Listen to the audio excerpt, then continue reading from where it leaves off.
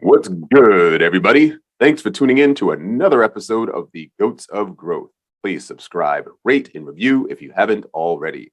And like always, the J. David Group, which is my company, is sponsoring this episode. We help recruit today's go-to-market teams that will lead the next generation of unicorns.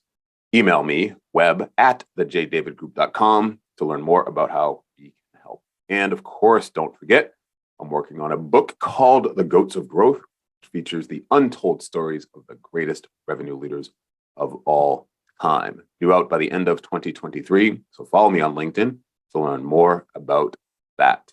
Now, my guest today is William Crowder, who's the managing partner of Aperture Venture Capital, which is a VC for the multicultural mainstream that backs founders that leverage financial innovation to help individuals and businesses thrive.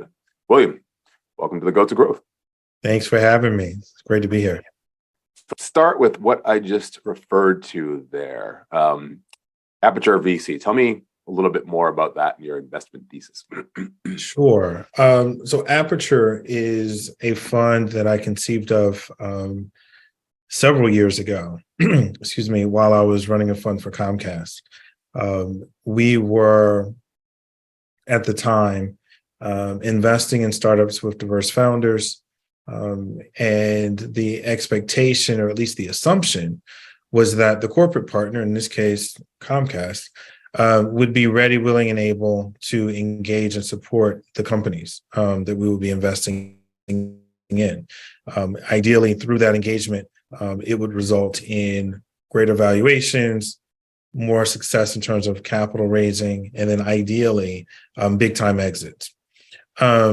What we found over the course of those 5+ years that I was there was that it would be more challenging than we may have initially thought, because we needed to find alignment between the priorities of Comcast, ideally, as well as alignment with their interests and capabilities, and aligning those with the startups that we were investing in.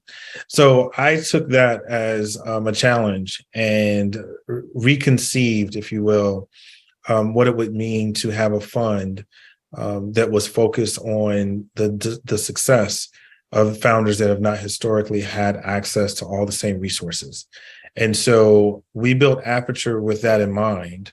And what we've done is we've said we don't want to rely on a single corporate entity, but rather we'd like to have a collection, if you will, or what we like to say, a coalition of the accountable, the people who really want to do this. And they serve as the cornerstone of our investment model.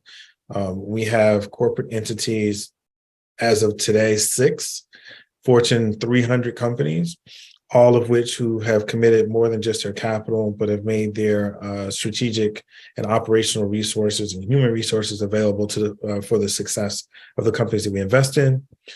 And through that engagement model, we have now announced to the world that we are investors, as you mentioned, investors in founders that are leveraging financial innovation to solve really big problems for individuals and other businesses.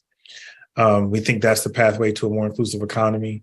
We think we've got a very interesting approach to making that happen.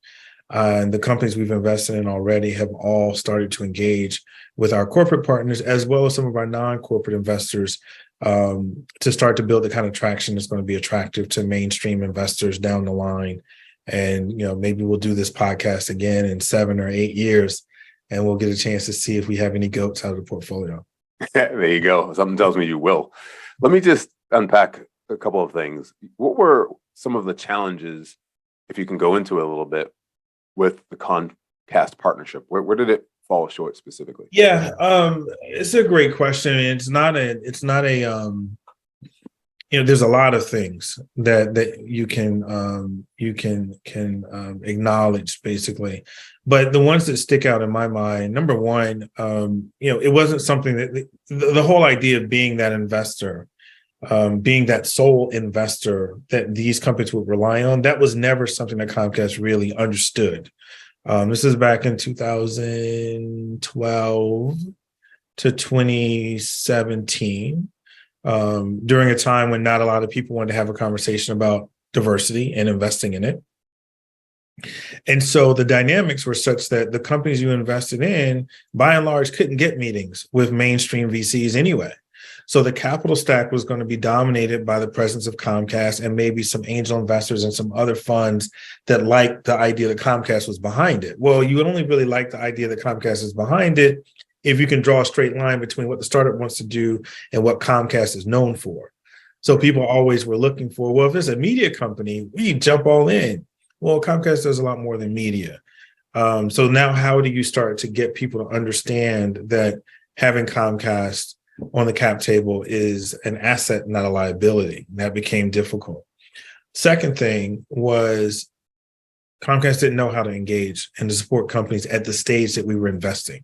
We were doing seed rounds at the time when a seed round was like $1 million and we were writing a $250,000 check. So if I am a Black or Latino founder in particular, or even a female founder at that time, being able to find anyone that was willing to put $1 million plus behind my company was it was historic.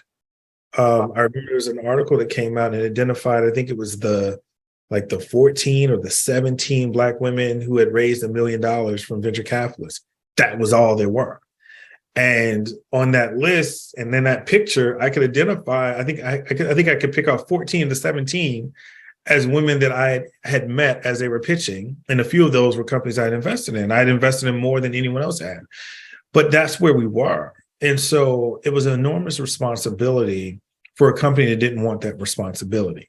Right. And so when it became an issue or a challenge for the startups and the founders to raise that next round or to get the bridge round or to get the pilot that was going to help validate their solution, Comcast didn't come in. They didn't come to the rescue. They didn't participate actively.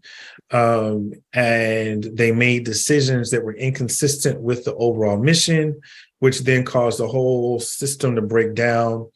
And you ended up doing more damage in some cases to those very same founders that you were supposed to be trying to help level the playing field for so they could run the race like everyone else could. And instead, you were hamstringing them even more than they already were. And it just wasn't as successful as it should have been. And now that said, we invested in, I think while I was there, 60 or 70 companies in different forms coming out of accelerators, while they're in accelerators, coming out of Y Combinator or whatever, direct investments too. Those companies are worth over $5 billion today. So clearly, they could have done even more and made a lot of money in the process.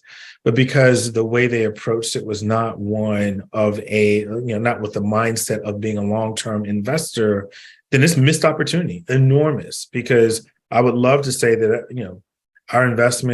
through our investments, we own 10% of that portfolio. You're talking about having $500 million, but we only had a $20 million fund. And that was quite feasible back then to pull that off. It would have been one of the best performing funds ever. But instead, it goes out with a whimper. They can acknowledge that they were investors in a lot of these great companies, but they don't have a meaningful stake in those. And I think that was the ultimate outcome of all of that, or at least the main conclusion, which was you got to do this in a way that is consistent with the mission.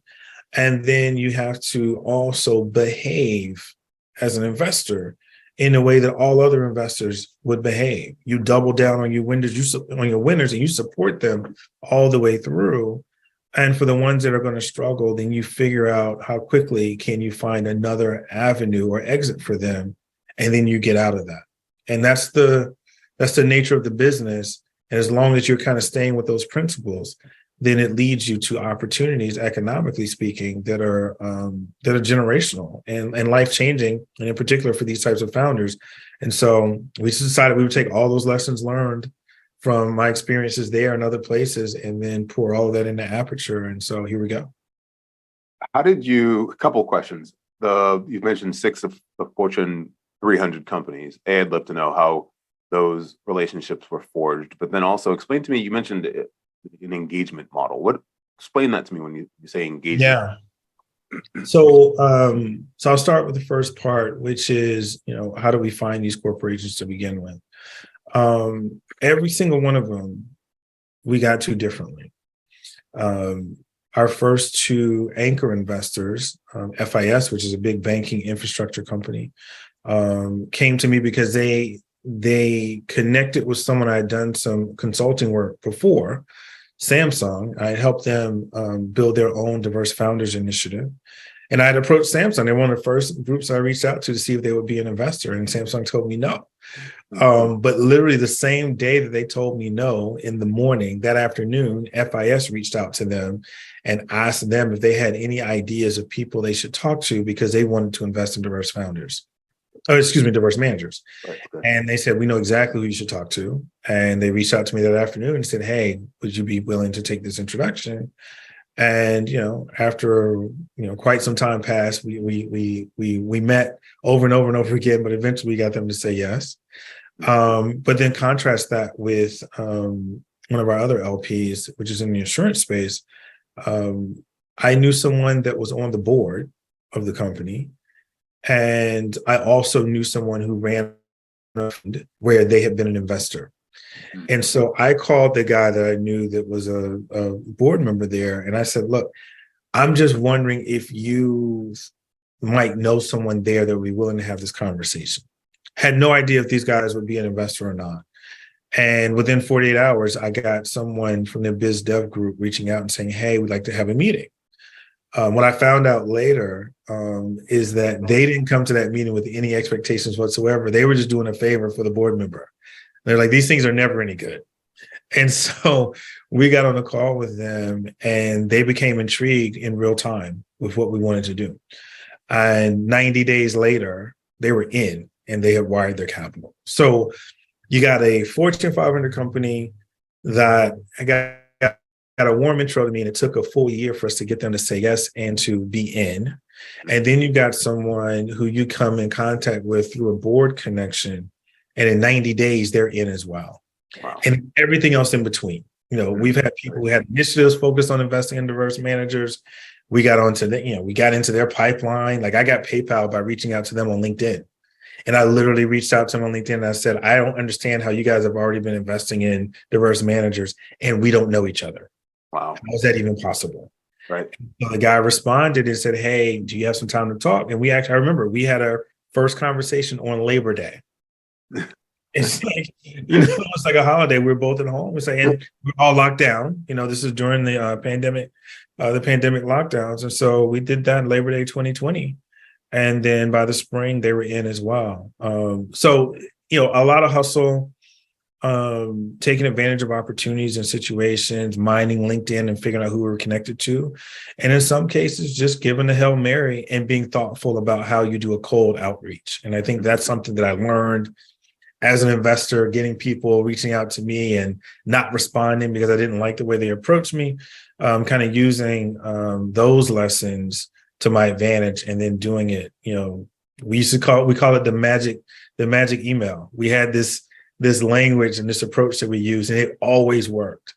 And we would get people in random situations. Like I remember having a conversation with an international VC. We just caught him. He was locked down in France. He couldn't get back to the UK because of COVID. And so he's locked down, and we reached out to him on LinkedIn. And the guy was like, I'm at home. Do you guys want to talk? We can do it now. And we just got him on Zoom and we did it from there. So we were very fortunate. And then everyone who's come into this fund has done so with this expectation of engagement. And so this model that we built is one that identifies all of the key pieces of the organization. We have someone representing that organization that is the traffic cop. They are our point person. Sometimes there's more than one person, but the expectation there is that we as investors, we don't work there. So I can't know everyone I need to talk to. One. Two, I can't keep up with all the corporate changes that happen. Mm-hmm. That's for the people who live within that organization. So you being the interface for us, you keep us away from all of that. But you always know who we should be engaging with, who we should be talking to. So the only way that the only way that you can be effective at that is if we are engaged with you directly which we do every month. We sit down and say, hey, this is what we're seeing. Tell us what you're seeing. We're going to share deal flow with you and vice versa, because these are typically corporate venture arms of these major corporations. And so we become their early warning system. We invested, we call it pre-series A. We do seed, pre-seed, seed, post-seed. Most of our investors, they do series A and B. That's their sweet spot. So what they don't see is what we see all the time. And the stuff that doesn't fit our approach and our sweet spot, we send to them. So by being directly connected and understanding what their strategic priorities are, we can always be on the lookout for the things that can help further their own strategic agenda. Therefore, we become extremely relevant to them regardless of what the current temperature is in our society about diversity, equity, inclusion. It doesn't matter who becomes president. None of that stuff matters, because what we're delivering is strategic value first and foremost. And then secondly, we are ensuring that we do that with an eye towards greater inclusion. And so it's a win-win-win for everybody involved is the idea. And we wanted to do this in a way that insulates us from, from present day politics, to be, very blunt about it. How are you setting the, agenda or expectations up front so that it's not a situation like you had with Comcast initially? Like, what are you getting from them? What's their commitment to you? Yeah. So it's funny because I am, and my partner is very blunt too, but I'm very blunt and straightforward about this with these guys. Like, we are both older investors, or as I like to say, we're more seasoned. So, the things that I had patience for when I was younger in my career as a management consultant, as a software developer, I don't have any tolerance for that stuff now. I've got kids. I got a kid that's in high school. I got another one that's in college. And I'm now on the back nine of my life on this earth. And I don't plan on spending that back nine hacking away at every single thing. Everything can't be work.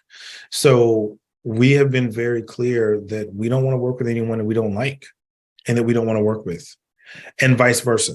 So we don't want you to do this because you're getting pressure from someplace or whatever. We want you to do it because you want to do that. You want to do this. And, contrast that with the experience at Comcast in particular, and you want to do it. And so that shows when it's time to really, step up and do the thing that needs to be done that may be challenging, may be difficult. That's where you find out if the person or people are willing to go to the mat. Are you willing to go to the CEO and say, I need this done, and you're going to do it? And so we don't have those people involved. You're not going to be a good partner for us. And for us, that means there are times when we say, look, we don't think you're a good fit for our model. And so we don't want your money, or we don't want to continue in this evaluation process because we already know this is not going to work. And so in some cases, we figured it out along the way. In other cases, we've gotten to the 11th hour and the company has pulled the rug out from under us and said they're not going to do it or whatever. And I was like, previously I would have taken that as a body blow, but now we take it as we see it as a blessing, because even if you spend a whole year with us only to tell us you weren't going to do it, it's a year that we might initially say that was a waste of time. But now we look at that and we say, well, that was our trial run with you. We now know what kind of LP and investor you were going to be. And if it was this difficult for you to do this thing that is really not that hard of a decision to make, then what on earth would you do when we come to you and say, we need you to do a pilot with this particular company, or we need you to make this introduction on their behalf? You're not going to do that easily and naturally because you're not authentic about what you're trying to accomplish. So it's a great way for us to understand whether or not we want to be in business with these folks. And then lastly, the engagement model turns into something where everyone wants to meet everyone else. What I mean by that is that our LPs want to meet the companies. The companies, certainly we've invested in, want to meet our LPs. Some of the deals we're in only because they knew who our investors were. But even beyond that, the portfolio companies want to meet the other portfolio companies.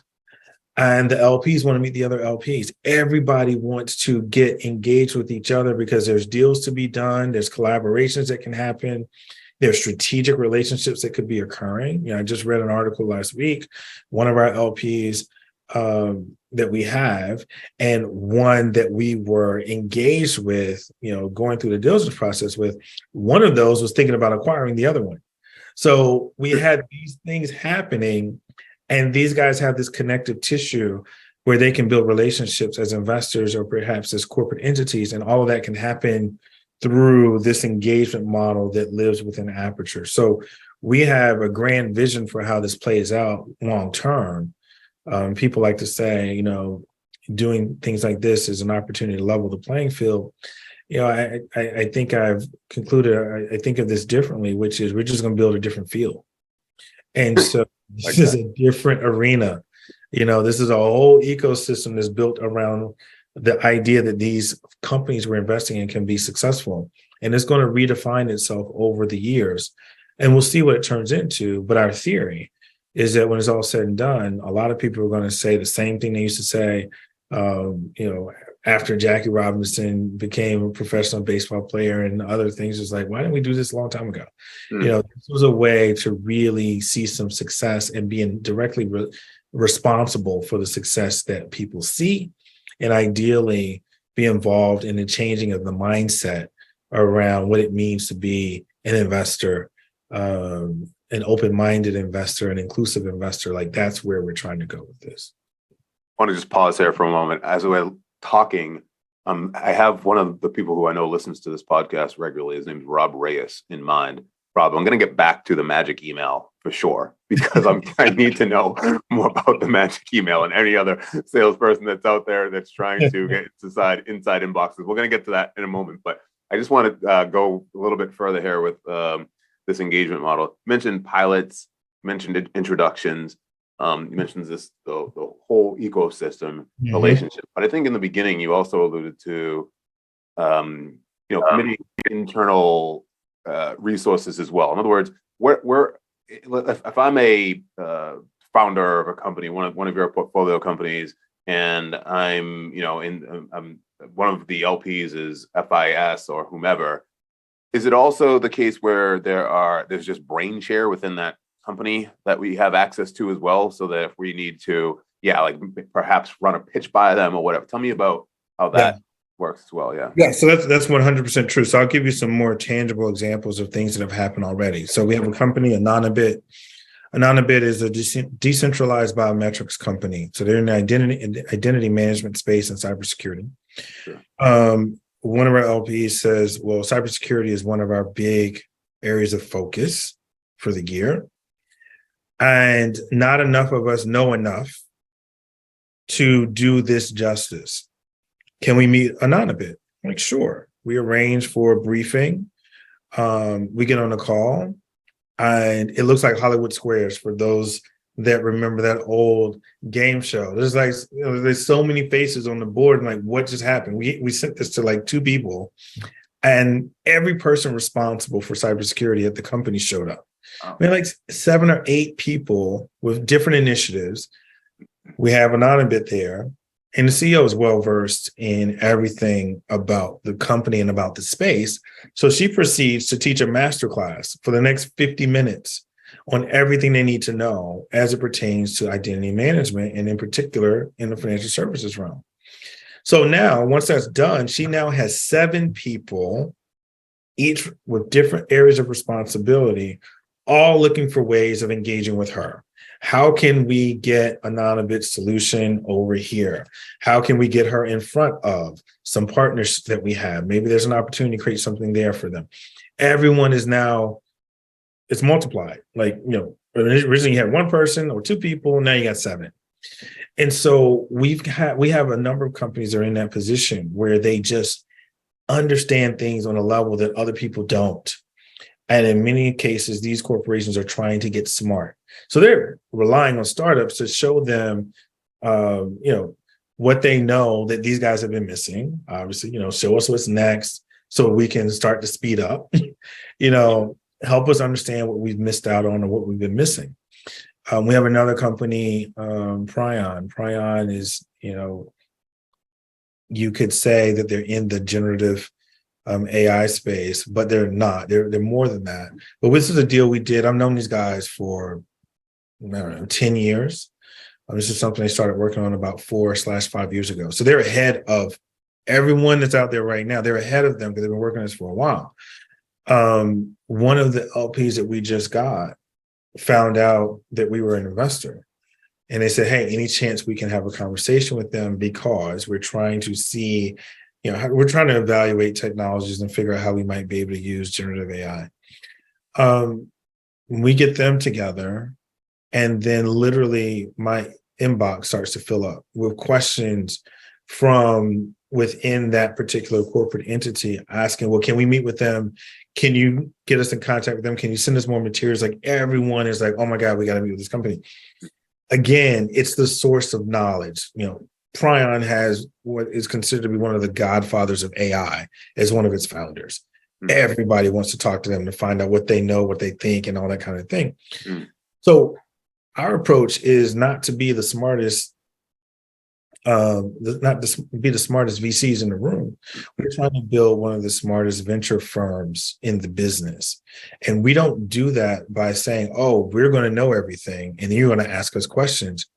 We're going to be smart enough to say, no, that company knows what you need to know, and we're going to put you guys together and let that happen and see where that goes.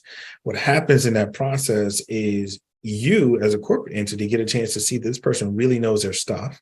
So now we're starting to build trust in your intellectual capacity and capability, but then also we're starting to build a relationship.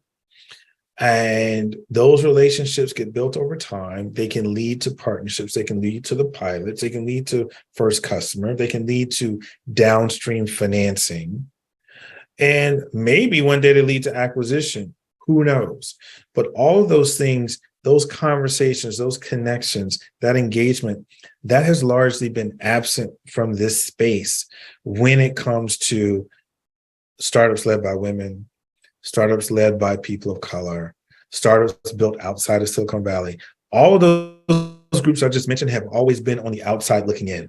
They've not been in a situation where they're one call away from getting to someone who knows all that you need to know about launching a fintech, the regulatory environment you're going to experience.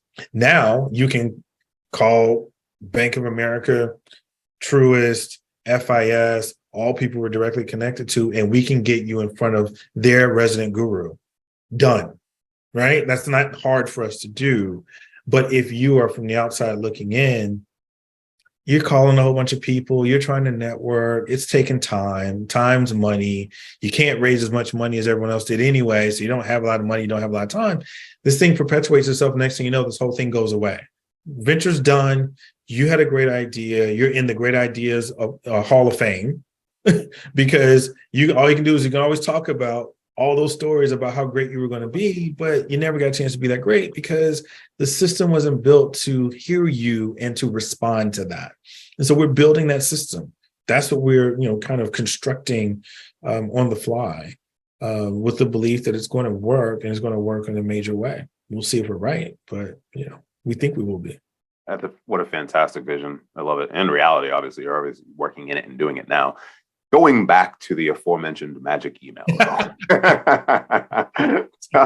Unpack that a little bit for us if you can. So anyone who's an investor will tell you one of the most annoying things that happens is unsolicited email.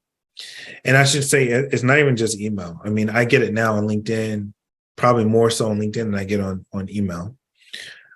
Despite my attempts to lock down my LinkedIn so that it's not easy for you to get to me that way, it still apparently is. And it's annoying largely because it can be a major time suck. And it's a time suck because the messages are not well conceived. And I use that term specifically. They're not well conceived. It's not about whether or not it's well written. It wasn't a good idea to begin with.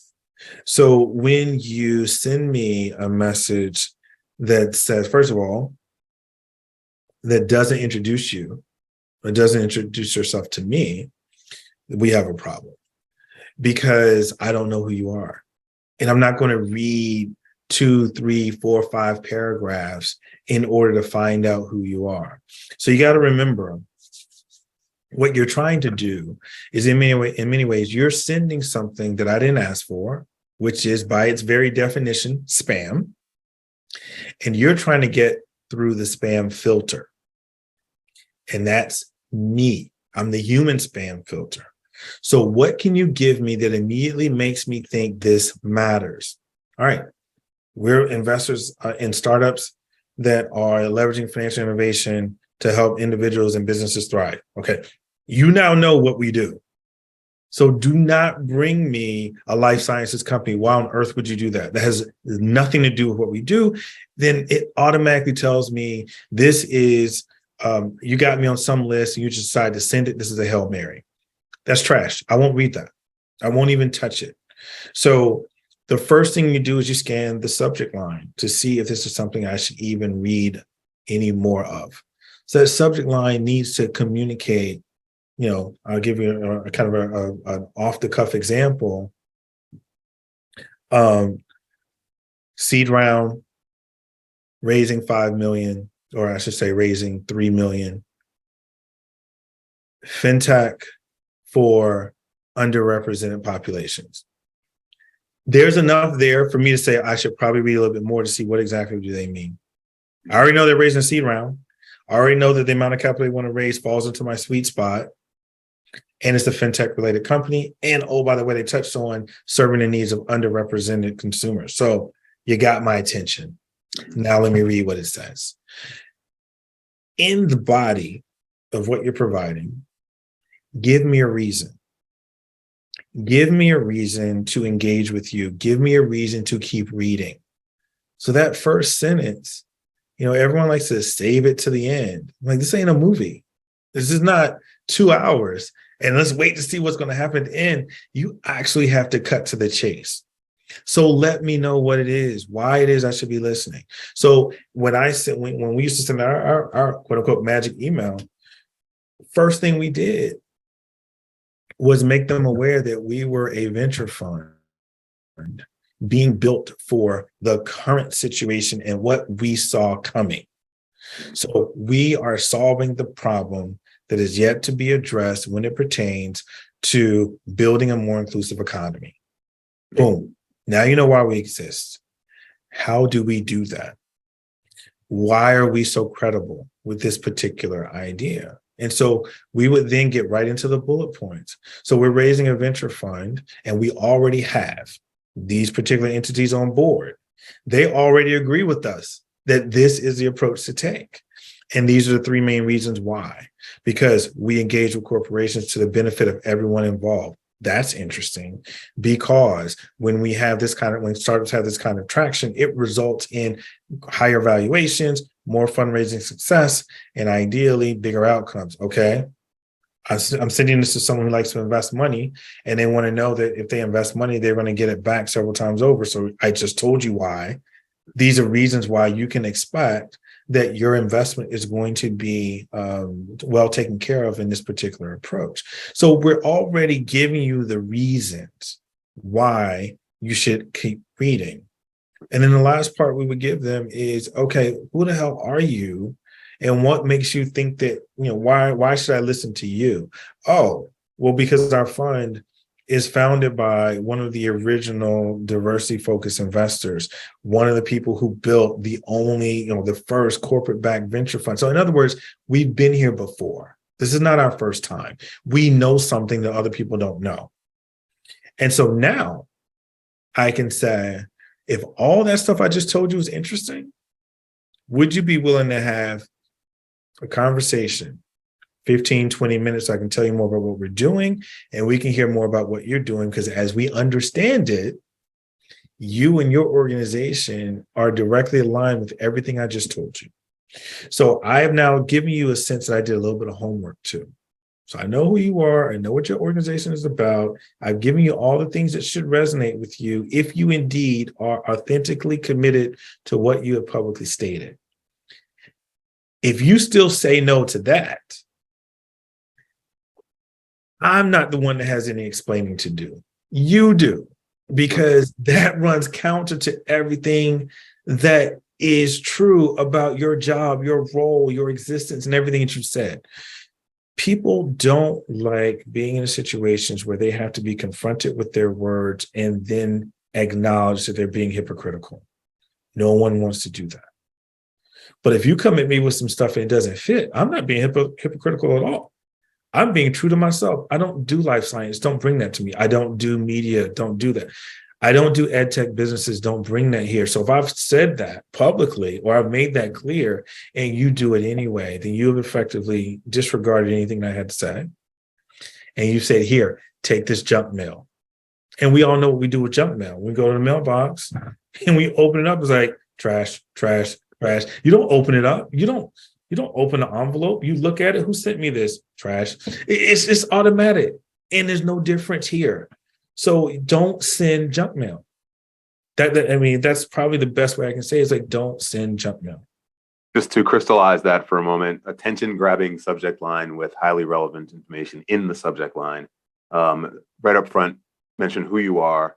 Next, in a bullet point fashion, what's in it for them, and then close it with, well, I'll say pre-close it with your experience and your why they should Why you should engage with you, and then end it with the specific ask in a way where if they don't say yes, then it's more about them than it is about you, because you've given them every reason why they should at least respond. That's right. Because if they're reading that part, if they're reading the part about would you be open to having a conversation, they've read everything else. Right. Right. Our goal was to make it impossible to say no to the idea of speaking with us. That's what we were after. Now, granted, the other thing that we had working in our favor was that everyone was locked down at home. So it was a lot easier to grab people's attention, I think, than it may have been otherwise. But I believe that approach still works. I believe it's the same way I counsel founders as they are preparing to go out and fundraise. I tell them to do the same thing. It's like, you're going to craft this email in a way that it's going to be short, sweet, to the point, and it's going to be highly effective. And if it gets one person to engage with you, that's highly effective, because in most cases, the answer is zero. But I'm pretty sure that if you do this the right way more than one or two people are going to respond to you. The thing that you want to make sure is an undercurrent of that type of email is that there's something in it for both people. That's the other piece of this. Like, it can't just be, I'm asking you to give me money. Like, I talked to someone earlier today, and the guy said, someone literally sent me an email and said, shorten his name without permission, first and foremost, assumed that he went by a certain name, and said, would love to get to know you, but company's in dire straits and we need some money right now. So what we'd like to know is, would you be interested in investing $200,000 to get 1% of the company, and to do so in an interest-free loan? And I was like, what? No contact, nothing. They don't know each other. So there's nothing in it for him. There's no reason why he would engage with that. There's literally nothing there. They're not offering him anything other than saying, we just need some money. No one's going to do that. No one's going to respond to that in a way that you want them to respond. So do the thing that creates an opportunity. If I'm a VC, I'm always interested in meeting people that I believe are going to make me smarter. That's what I really want to do. I mean, sure, I want to make money, but hey, guess what? Every deal I've done it with someone I thought knew more about whatever it was they were doing than I did. Mm-hmm. So I want to believe that you know something I don't, and more importantly, that you know something that no one else knows, because that's going to be your competitive advantage, and that's what's going to sustain you through the years as we build this venture together. So I'm curious to know what you know. I want to learn from you. And of course, you want my money, but hopefully you want more than money from me, because that now is a basis for us to build a real relationship, not a transaction. And that's what we're after. Transformational, not transactional. Exactly. Let me just push back on something you said here, which is, I don't think hold on. I think I have to plug my laptop in here.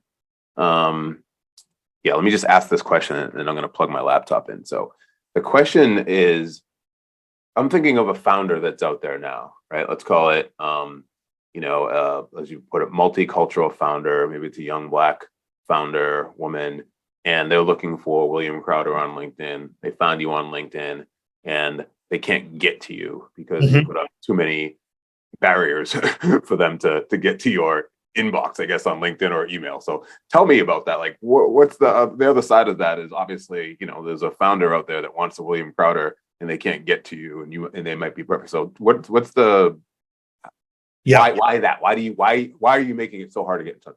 Yeah, so it's interesting. So not making it hard, but there are certain channels that I have to own for my own effectiveness as a professional, right? So for us, you can go to our website and you can fill out the pitch form, send us your materials, and we get back to you within 2 weeks. Like, that's our commitment. And we literally go through every single thing that comes our way, that, through that form, through the website. So that's the most basic way to get to us if you don't know any other way.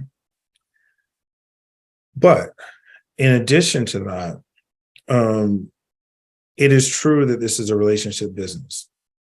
And so some of my best deals came from founders that I invested in. And in one case, founders that I said no to, who then brought to me their best friend who was launching a startup and wanted me to be the first one they met, which I took as, kind of the highest form of compliment, in that I told you no, and you still want someone else that you know and that you trust to engage with me. And that company's now worth $750 million, and we invested in that one. So, that's the power of doing the work as a founder to figure out the touch points. You can read about me and hear from me and find all kinds of stuff online to find out what I'm interested in, all that kind of thing. You can use LinkedIn to find out who I know, obviously, who I know that you might know. But you can also find out who I've invested in. And therefore, they're directly connected to me as well. And maybe you're making your pitch to them, and it's easier, founder to founder, or maybe it's easier to find them than it is to find me directly. But indirectly, that may be the most powerful way to reach me. Because if you can make it through the dialogue, one of my founders that I've invested in previously, they know what I like and they know how I am. And so they can then determine if it makes sense. I'm looking at a deal now that came from a founder I invested in back in 2013. And she said, hey, it's one of my classmates from business school. They asked about engaging with you. I know her. I know her well. I think her business is really interesting. Would you be interested in having a conversation? Every single time that happens, my answer is automatically yes. Because these people have known me for years. They know how I am. They know what I like, and they know how to respond to that. So, I think that what you'll find is that in many cases nowadays, VCs want you to engage with them, but there's certain channels where they want you to do that. And so it might be on Medium. It might be responding to something you saw them write on LinkedIn, on Twitter.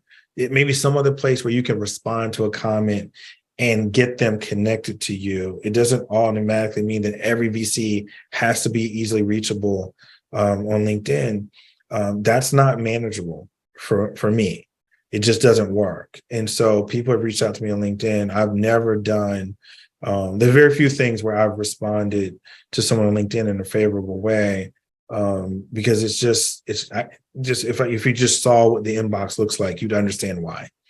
And so I've hoped that people will find other ways, but I'm not hard to find. It's not like I've locked down everything and I just don't exist in a variety of channels. But I think there are other ways of getting to us that reveal a level of commitment that you have to the space and to the opportunity and the understanding of who we are as investors, that it's not asking a lot to do that work. What we're not doing is saying, well, if you can't get a warm intro, then I'm not going to talk to you. That's exactly not what we wanted to do, because I've seen that behavior already, and that never works for us. for folks of color, for people who are from the outside looking in, it doesn't work. So Yeah, that makes sense. And I just want to restate something. So let's say, for instance, if they were to send you a message through LinkedIn, the way that you had suggested that they write it, your yeah, if you do inclination. that, I'll actually read that. Okay, well, I was going to say, I was going to say, would your inclination be like, okay, this is great. Please do me a favor, go to our website, fill out the pitch thing, and then because of the way that you work structurally. No, so my response to something like that is I'll actually respond. I'll reply and I'll say, hey, sounds interesting. Here's my email. Shoot me a note over there and we'll get something scheduled, or here's my calendar, link to my calendar. Let's get it figured out. Right. So there's a difference. So that approach, that magic email approach, will stand out in my inbox, because in my inbox, I got everything from using Bitcoin to solve the slave trade to, life sciences. And we make sustainable submarines. Like, we got all kinds of stuff that shows up in the inbox. I don't invest internationally, but probably 70% of what I get on LinkedIn is from a country where I don't recognize the currency in the capital that they're raising. And I've never been in a country and I couldn't pick it out on a globe. So it's a total mismatch. So you'll stand out without having to do a lot of extra work. It'll be recognizable that you're different from everything else that's in there. So fantastic. Yeah. Okay. I feel like we're just warming up and we have to end it. There's going to have to be a part 2, because I want to get into deal flow. And frankly, we got into VC. I have these things written down that I wanted to get to, and we're not even close to getting to them. So I would love to have you come back at some point. So let's get into the rapid fire 5 to close things out. You ready? All right, let's do it. All right. First question, what motivates you? I am motivated by the idea that everyone should have an opportunity to be successful. And I don't react well to scenarios and situations where people have been discounted for superficial reasons, or even worse, because the person doing the rejecting is ignorant of the broad set of facts. So it's not really about fighting for the underdog. It's just trying to make sure every fight is a fair one. That's what I'm about. Name a big goal you have right now and when you would like to accomplish it. So I laugh because one of my partners on the fund called me, a guy I've known for 20 plus years. Was it last night? No, it was this morning. We had a call this morning, and he says, my grand vision for you and all of us is to purchase an equity position in a major football club. I love it. I don't even understand the sport. So why am I doing that? He's like, don't worry about it. That's what we're doing. So, he wants to go to all the World Cups and everything else. And we're in Istanbul and we're going to Liverpool. It's like, dude, he said, don't worry about it. That's what we're doing. So he set a goal of 10 years from now. So let's do this call again, March 9th, 2033, and let's see where we are. I'm writing it down. March 9th, 2033. Let's do it for sure. I'm not waiting that long for part 2 though. All right. It'll be like part 6. What's your most preferred way to learn new information to stay sharp? Ooh.